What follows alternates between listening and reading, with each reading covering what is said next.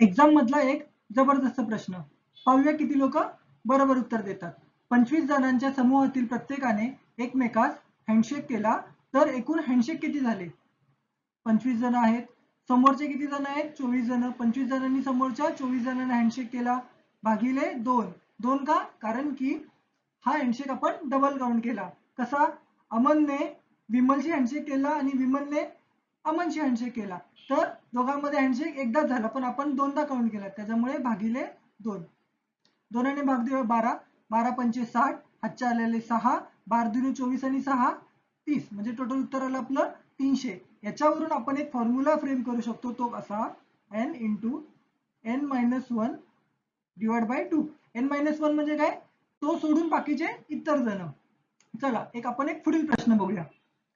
Total किती संघ आहेत? 18 संघ आहेत आणि एकमेकांशी सामना खेळायचा आहे. तर टोटल किती सामने तयार होतील? तसे 18 संघांना समोरच्या 17 जणांशी खेळायचे भागिले 2. 17 9 153. 2ने का भागितला? तसंच समजा भारताने ऑस्ट्रेलियाचा सामना खेळला आणि ऑस्ट्रेलियाने भारताची सामना खेळला, तर दोघांमध्ये एकच मॅच झाली, आपण किती काउंट केले? 2दा, म्हणून भागिले 2. अशाच नवीन नवीन ट्रिकसाठी आपल्या चॅनलला फॉलो करायला विसरू नका. थँक्यू.